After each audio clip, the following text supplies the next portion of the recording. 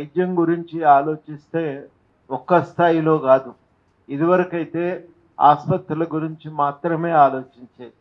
కానీ ఇప్పుడు ఆసుపత్రి, వైద్యము, ఆహారము అనే మూడిటి గురించి కూడా మనం చాలా జాగ్రత్తగా దృష్టి పెట్టవలసి వస్తున్నది. చాలా రకాలుగా ఇంకా కొంతమంది అయితే మొత్తంగానే ఇకాలజీ మనకున్నటువంటి వాతావరణ సమతుల్యత దెబ్బతినటం కూడా అది ఒక కీలకమైన అంశమేనా. ఈ కోవిడ్ వచ్చినప్పుడు చాలామంది దీనిపైన లోతుగానే వాళ్ళు విశ్లేషణ చేసి వాళ్ళు అన్నదేంటి, మనం మన ప్రకృతిలో ఉన్న సహజ సిద్ధమైన సమతుల్యతను దెబ్బతీసి ఉన్నటువంటి వాతావరణ పరిస్థితులను మనం పూర్తిగా నాశనం చేసి ఇవాళ ఈ నాశనం చేసినటువంటి కారణంగా మనం రకరకాలైనటువంటి క్రిమికీటకాదులు పెరిగిపోవటానికి మనమే కారణమవుతున్నాం.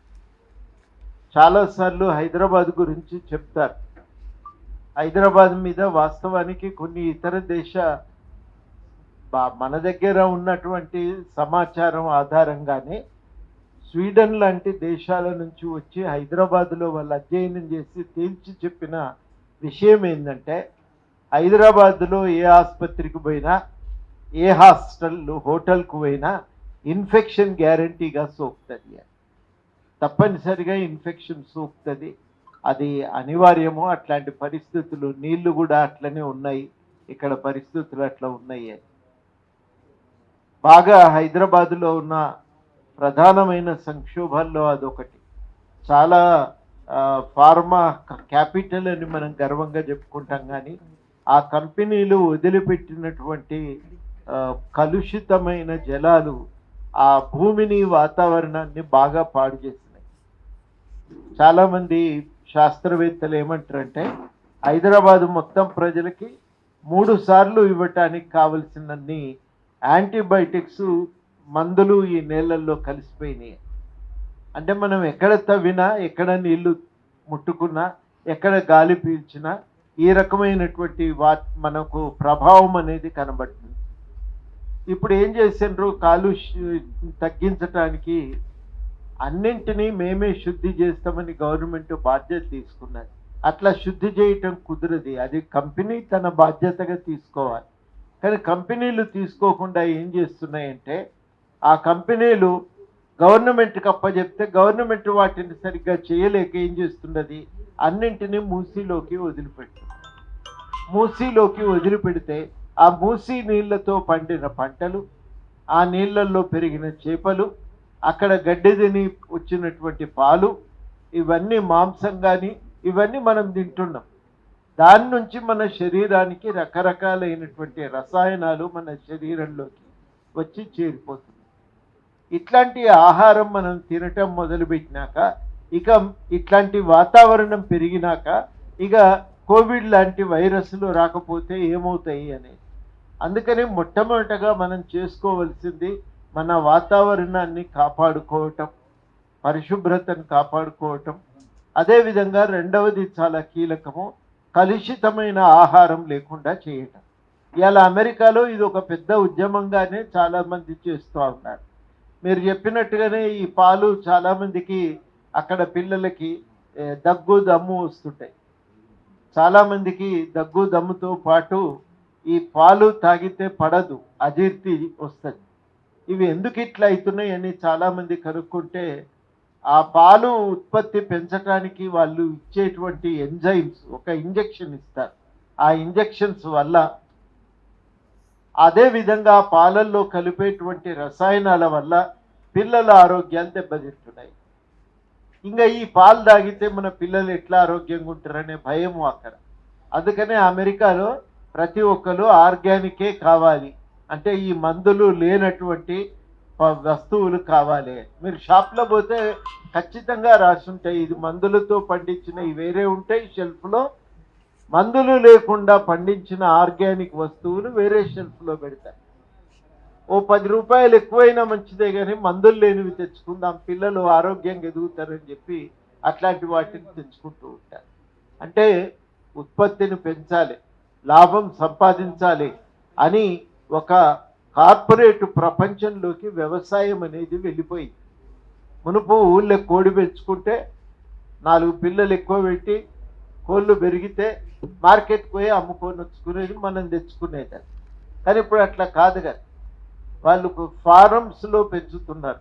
వెనకడికి రైతులు ఫామ్లు పెట్టుకొని పెంచుకున్నారు, కానీ ఇప్పుడు అట్లా కాదు, అవి కూడా కంపెనీలు పెంచుతున్నాయి.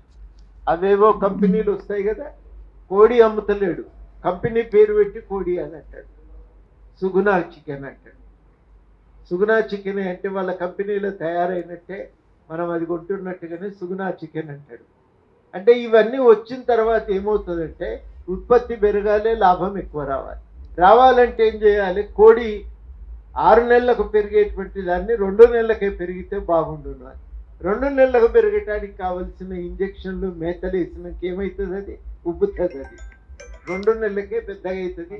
మనం తింటాం, దాన్ని తిన్నాక ఏం ప్రభావం మన శరీరం మీద పడుతుందో మనం ఆలోచించాం. ఆ క్షణానికి అది కమ్మగుంది కదా అనేదే జిహ్వ చాపల్యం అంటాం కదా. కాబట్టి అట్లా మనం తింటున్నాం. అట్లాగే రకరకాలైనటువంటి రసాయనాలు వాడటం, పండ్లు పండటానికి వాడేటువంటి రసాయనాల గురించి చాలామంది పత్రికల్లో రాస్తూనే ఉన్నారు. కానీ తప్పదు, తినాలనిపించి మనం తెచ్చుకుంటాం, అవి తింటుంటాం.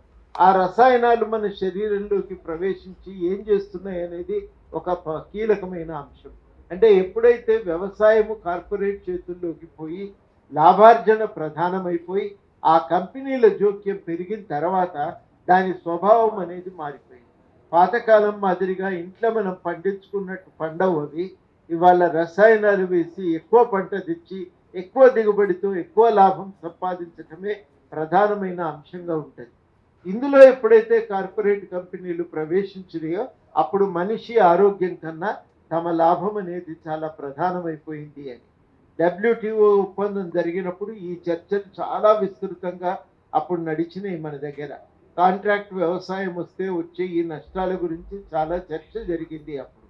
కాబట్టి మనకు మొదటి సమస్య మనం ఏం తింటున్నాం అనేది. ఇంతకాలం రైతు ఏం పండిస్తున్నాడు, ఏం పోతున్నది మనకు అనవసరం, సావుకారు ఎంత కమ్ముతున్నాడు అనేది ముఖ్యమైన అంశం అని చెప్పి మనం అనుకున్నాం. కానీ ఇప్పుడు తినేది మన ఆరోగ్యానికి మంచి చేస్తుందా లేదా అనేది రెండవది చాలా కీలకమైనటువంటి అంశం. ఇది ఒక భాగం అయితే రెండవ భాగము ఆహారపు అలవాట్లు కూడా బాగా మారిపోయింది. మొన్న నేను ఒక డాక్టర్ దగ్గరికి పోతే, నువ్వు ఏం మందులు వాడకు సార్, నీ తిండి మార్చు అన్నాడు. ఈ మధ్యన చాలా మంది డాక్టర్లు ఈ మాట అంటున్నారు, ముందు మీ ఆహారపు అలవాటు మార్చండి. ఈ ఆహారపు అలవాట్లు మారిస్తే మీ ఆరోగ్యం చాలా వరకు బాగుపడుతుంది. మీరు ఈ మందులన్నీ ఆపండి. ఆ మందులు ఒక విషచక్రంలోకి తిప్పుతాయి. ఆ మందు వాడినా కొద్దీ నీకు ఆరోగ్యంగా అనిపిస్తుంటుంది, అవి వాడకపోతే రోగం ముదిరినట్టు అనిపిస్తుంది. దానికోసం వాళ్ళు కొలతలు చెప్తారు, షుగర్ గింతుంటే షుగర్ ఉన్నట్టే లెక్క, ఇది ఇంత దాడితే గుండె నాశనం అయిపోతుంది, నువ్వు జాగ్రత్త పడు, నీకు ఉన్న కిడ్నీలు మిగిలయి, ఇక ప్రతి ఒక్కటి నాశనం అయిపోతుంది అని అనేసరికి మనం భయానికి మందులు వేసుకుంటాం. ఆ మందులు వేసుకున్న కొద్దీ అది పెరుగుతూనే ఉంటుంది, కానీ ఎన్నడూ కూడా తగ్గదు. అలా వడ్డానిక ఇక నువ్వు బయటికి రావిగా.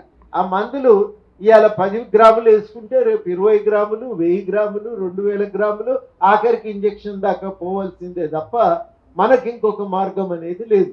డాక్టర్లు ఏమంటారంటే మునుపడి మాదిరిగా మన తిండి అలవాట్లు లేవు.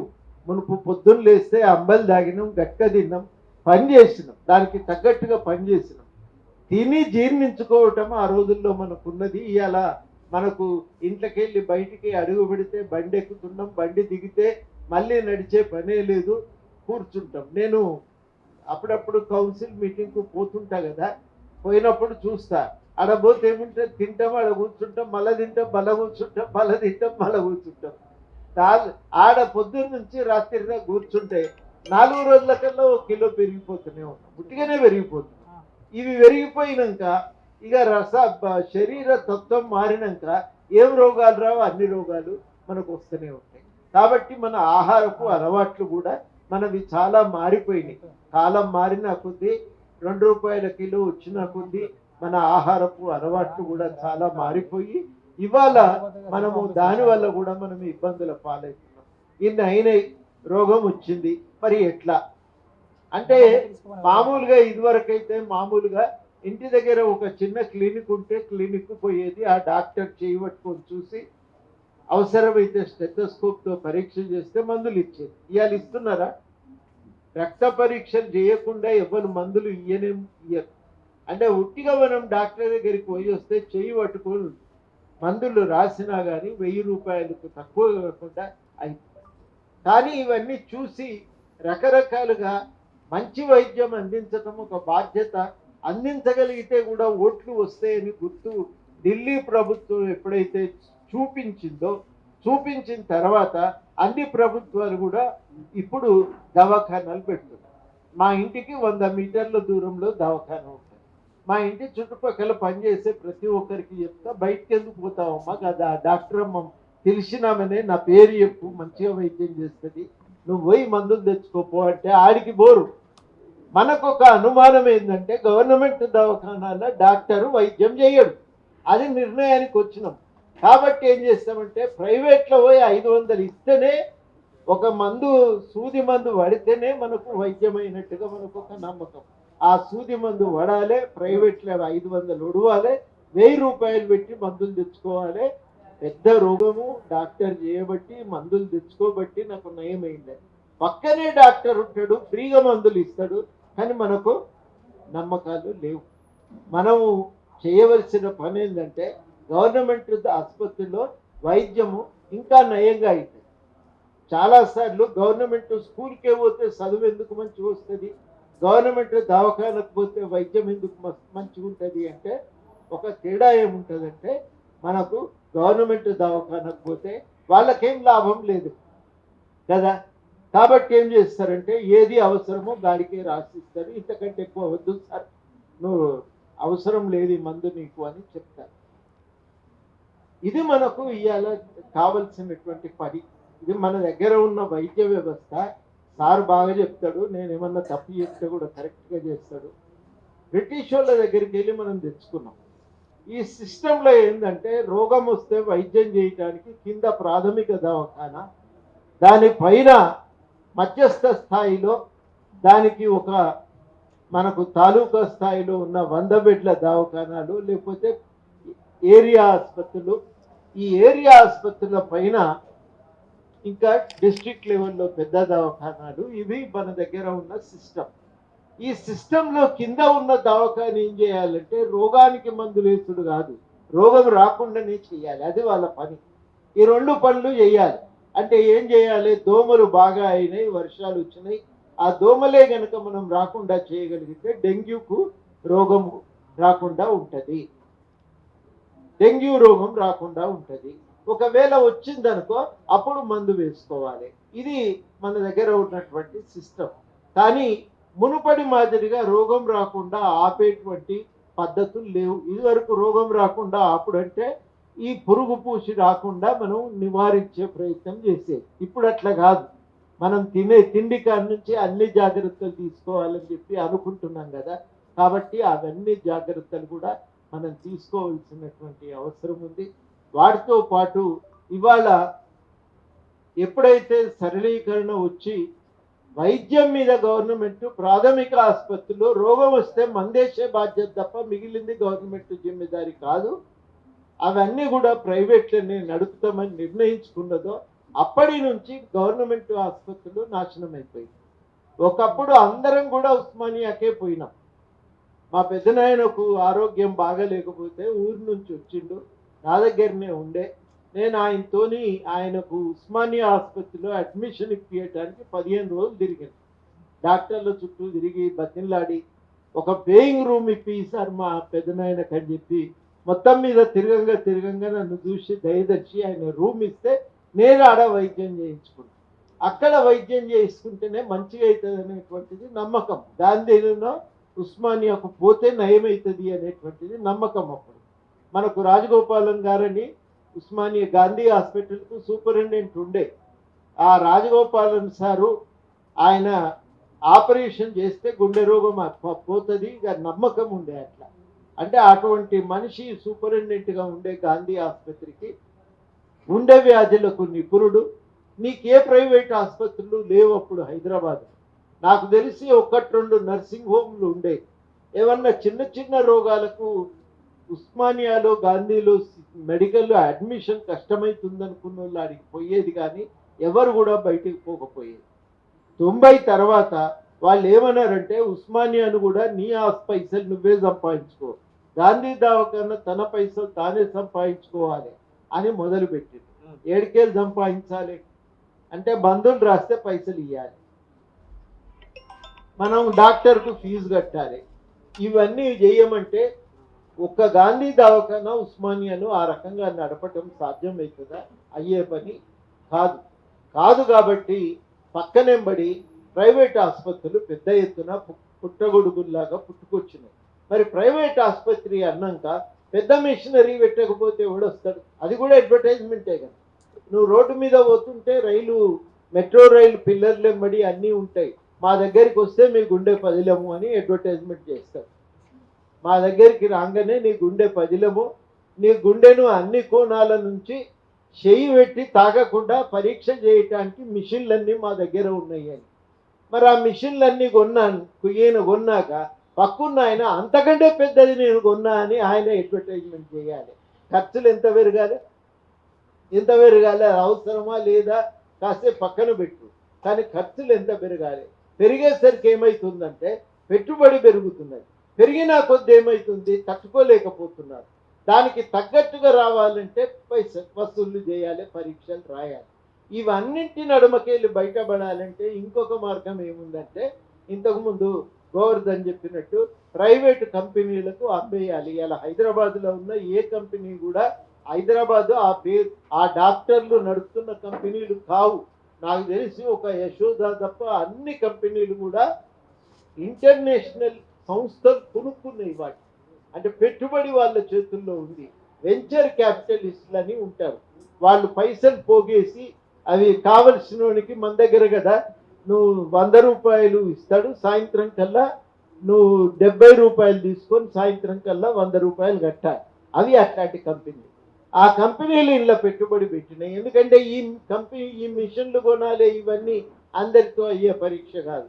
మా దవాఖానాకు వస్తే 10 నిమిషాల్లో రక్త పరీక్షలు 100 రకాల పరీక్షలు మిషనే చేస్తుంది.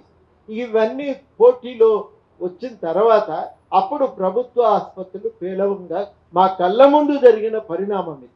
నేను మా పెద్దనాయన కోసము 83-84లో ఆసుపత్రిలో అడ్మిషన్ కోసం తిరిగిన అనుభవం నాదే. ప్రైవేట్ ఆసుపత్రుల్లో ఫీజు తగ్గియమని పైరవీకి వస్తే వాళ్ళ కోసం ఫోన్లు చేసిన అనుభవం కూడా నాదే. ఈ రెండు కూడా నేను చూసిన. అందులో పోయిన తర్వాత ఏమవుతుంది అనేది 90లో చాలా అధ్యయనాలు జరిగినాయి. అందరు కూడా తేల్చి చెప్పింది ఏంటి, బాగా యాక్సిడెంట్ కేసుల్లో, వైరస్లు సోకిన కేసుల్లో ప్రైవేట్ ఆసుపత్రులు వైద్యం చేయలేవు, గవర్నమెంట్ ఆసుపత్రి ఉండవలసిందే. అంటే సస్తే సాగు చేయి సర్కారు దవాఖానకు రాను కొడుక అని గద్దర్ రాసిన పాట యాదుకుంది కదా.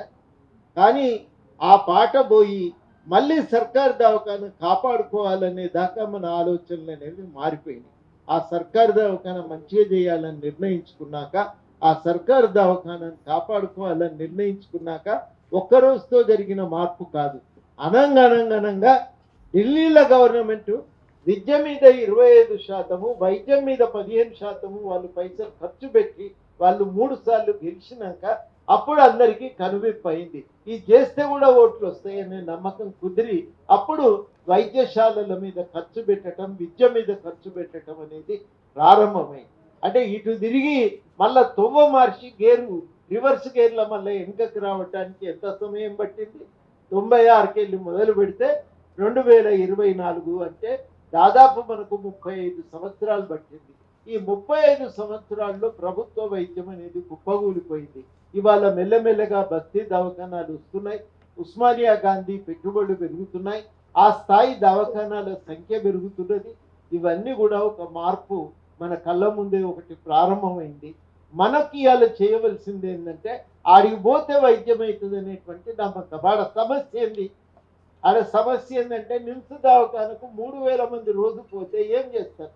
డాక్టర్లు కావాలి కదా, దానికి తగినటువంటి మిషన్లు వాళ్ళకు కూడా కావాలి కదా, దానికి కావలసిన పైసలు కూడా రావాలి కదా. ఆ పైసలు ఇయ్యలేదు. కూలిపోయే కాళేశ్వరం మీద పెట్టిండ్రు కానీ దానికి ఇది కూలుతుందని ఎరికే, కానీ కాంట్రాక్టర్కు లాభం అవుతుందని చెప్పి దానికోసం నువ్వు 1000 కోట్లు 1,00,000 కోట్లు ఖర్చు పెట్టి, నీళ్లు రాని భగీరథ కోసం 55,000 కోట్లు ఖర్చు పెట్టింది. ఆ పైసలే ఖర్చు పెడితే హైదరాబాద్ తెలంగాణలో ఉన్న స్కూళ్ళు దవాఖానాలన్నీ బాగుపడేవి. కానీ నెత్తి నోరు కొట్టుకొని మొత్తుకున్నాం, ప్రతి దగ్గర పోయి మీటింగ్ పెట్టినాం, పుస్తకాలు రాసి ఇచ్చినాం, కరపత్రాలు రాసి ఇచ్చినాం. ఎవరు అడిగిన వాళ్ళు లేడు, పట్టించుకున్న వాళ్ళు లేడు.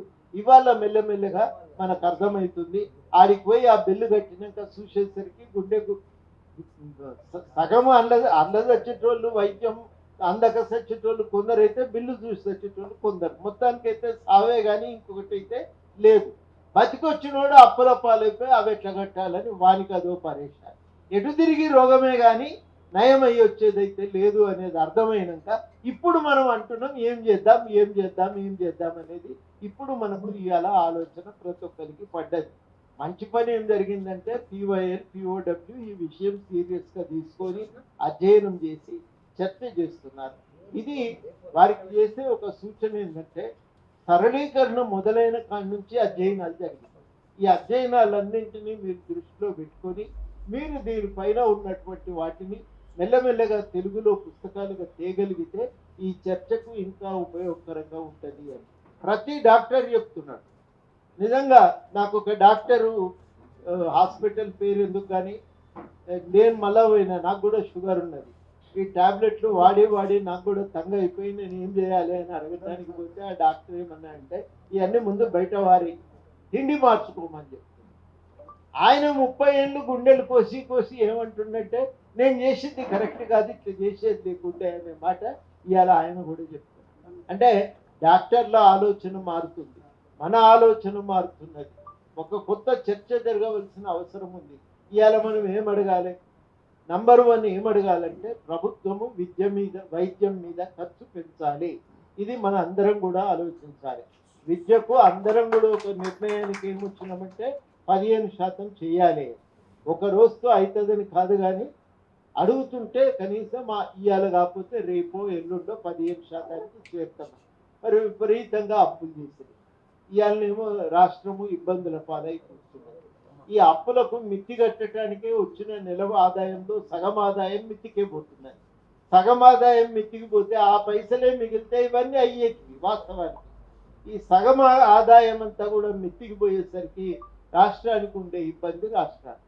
ఇవాళ మనం అడగవలసింది ఏంటంటే భారీ ప్రణాళికలతో అంచనాలు లేకుండా, నిపుణుల సలహాలు లేకుండా అడ్డగోలుగా మీరు నిర్మాణాలు చేసి రాష్ట్రాన్ని నష్టాల పాలు చేసి అయ్యగారికి ఎంత వస్తే అంతే నిర్ణయం చేసింది. ఇది అవసరమా లేదా అని ఎవరు నిర్ణయం చేయాలి? ఈ బ్రిడ్జి ఈడ కడితే నిడుస్తుందా లేదా అని ఎవరు నిర్ణయం చేయాలి? ఇంజనీర్ నిర్ణయం చేయాలి.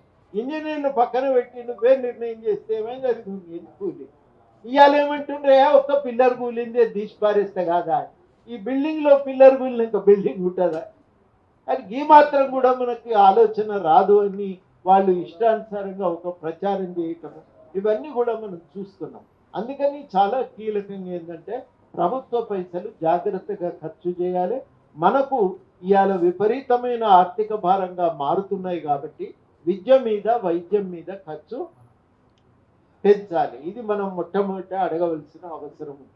2, వాస్తవానికి ఆరోగ్యశ్రీ చేయంగా ఒక లాభం ఏంటంటే డాక్టర్ గారు చెప్తారు ప్రతి చికిత్స ఎట్లా చేయాలనే దాంట్లో రాస్తారు. ఏమంటారు సార్? ప్రోటోకాల్ అంటారా? ప్రతి దానికి ప్రోటోకాల్ అంటారు. ప్రోటోకాల్ అంటే మినిస్టర్ల ప్రోటోకాల్ కాదు. ఇక్కడ ప్రోటోకాల్ అంటే నువ్వు ఒక పేషెంట్ వస్తే డెంగ్యూ జ్వరంతో ట్రీట్మెంట్ ఇవ్వాలి, ఎట్లా ఇవ్వాలి అనేది అంతర్జాతీయంగా నిపుణులందరూ కూర్చొని ఒక నిర్ణయం చేసింది. నువ్వు గింత జరిగితే తప్ప, గిట్లుంటే తప్ప రక్తం ఎక్కించొద్దు, అవసరం లేదు, ఇది వైద్యం చేయి, గిట్ల చేయి అని వాళ్ళందరూ కూడా రాసి పెట్టారు కాగితాల మీద. ఆ పద్ధతి ప్రకారము ట్రీట్మెంట్ చేయటానికి ఆరోగ్యశ్రీ అనేది అది ఉపయోగపడుతున్నది. ఒక నియంత్రణ లాగా అది పనిచేస్తూ ఉన్నది. కాబట్టి ఆరోగ్యశ్రీ అనేది ఉన్నది, ఖచ్చితంగా అమలు చేయాలి. ఆసుపత్రుల ఫీజుల మీద కూడా ఒక నియంత్రణకు కమిటీ వేయాలి. ఫీజుల నియంత్రణ కోసం ఆ కమిటీ అనేది సమర్థవంతంగా పనిచేయాలి. అన్నిటికంటే మించి పోషకాహార విలువల మీద ప్రభుత్వం అధ్యయనాలు చేస్తున్నది. మన దగ్గర ఎన్ఐఎన్ అదే పని చేస్తున్నది. ఆ డాక్టర్లు చేసినటువంటి దాని మీద అధ్యయనాలను బయట ప్రచారంలో పెట్టండి. విపరీతమైనటువంటి మందుల వాడకాన్ని మనం నిరోధించుకోవాలి. వాతావరణ కాలుష్యాన్ని అరికట్టాలి. ఒక రకంగా చెప్పాలంటే చుట్టూ ప్రపంచం బాగుంటే మనం బాగుంటాం. ఇన్ని రోజులు ఏమనుకుంటున్నామంటే దునియా ఎటు పోతే నాకేం పోతుంది, నాకు వండిందా లాభం వచ్చిందా లేదా అన్నది ఒకటే లెక్క అనుకున్నాం. ఇప్పుడు అట్లా కాదు. అవసరమైతే గవర్నమెంటే కొనుగోలు దగ్గర 4 పైసలు ఎక్కువ ఇచ్చి కొనుగోలు చేసి మనకు కావలసిన తిండి అందజేయటానికి పూనుకోవాలి. కానీ మొత్తం మీదనైతే ఆరోగ్యకరమైనటువంటి రీతిలో మన దగ్గర వ్యవసాయం అనేది సాగాలి, పంటలు పండాలి, అట్లాంటివే మనకు అందాలి. ఇంతకుముందు చెప్పినట్టు నిజంగానే విజయ డైరీలో పాలు మందులు కలుపు. నిన్న ఒక ఆయన మేము కౌన్సిల్లో చర్చ చేస్తున్నాం, జీవన్ రెడ్డి గారు ఉన్నారు. అరే మన దగ్గర 40 రూపాయలు ఇస్తే కూడా మాకేం మిగులుతలేవు ఈ పాలకి, వాడు 35 రూపాయలకే కొనుక్కొస్తున్నాడు, ఏదో మందులు కలుపుతున్నాడా, లేకపోతే ఎట్టుకొస్తుంది వారికి లాభం,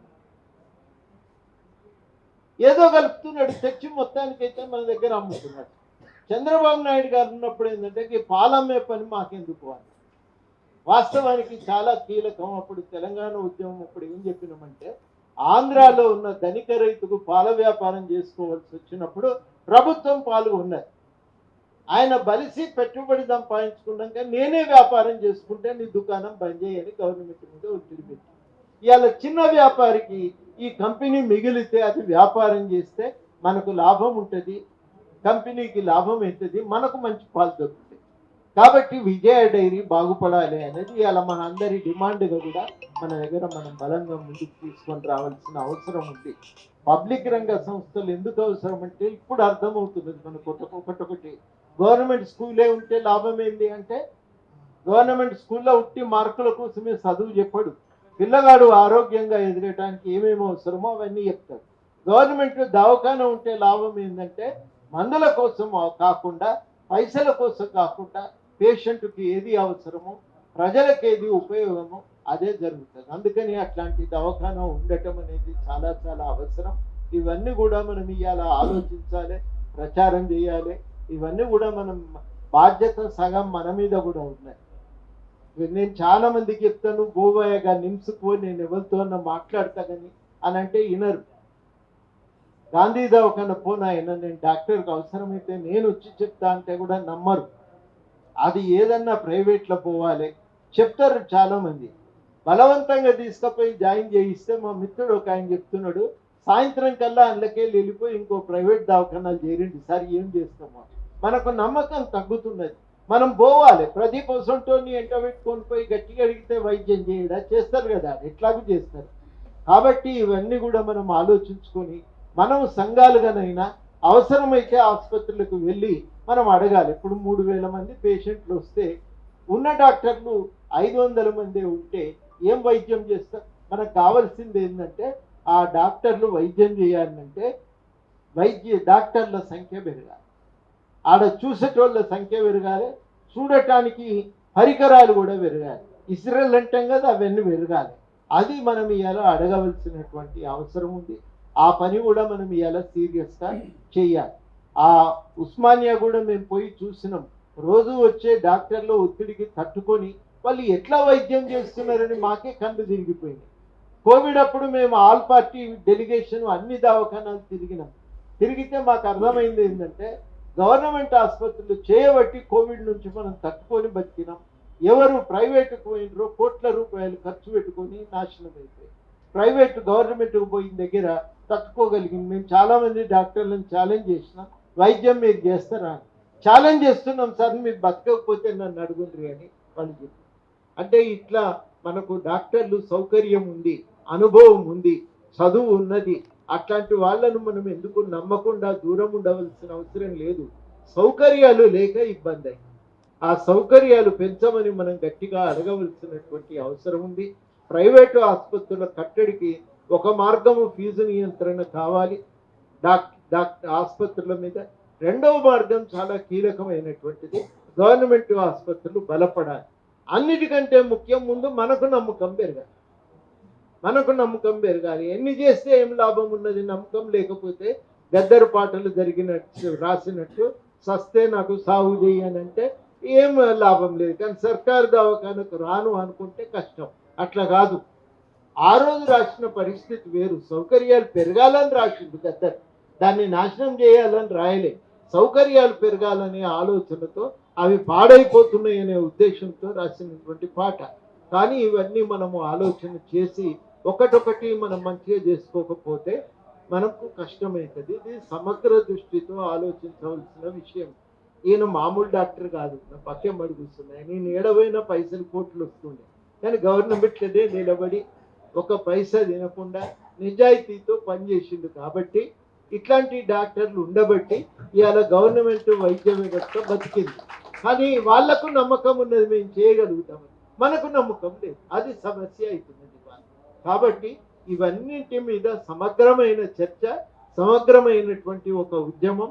మహిళా సంఘాలు ఇది ఒక పనిగా కూడా పెట్టుకోవాలి. ఏం తినాలి, ఏం తినకూడదు, ఏం తింటే ఏ ప్రమాదము అనేది కూడా మనం హెచ్చరికలు చేయవలసినటువంటి అవసరం ఉంది. ఇది ప్రతి ఒక్కరం ఒక బాధ్యతగా తీసుకుందాం. ఇది మొదలు పెడితే ఒడువది. చాలా విషయాలు దీని మీద కొంచెం అనుభవంతో తెలుసుకున్నవి ఉన్నాయి. అందుకని నేను మాట్లాడుతూనే ఉన్నా, చాలా సమయం తీసుకున్నా. మీ అందరికీ కృతజ్ఞతలతో సెలవు.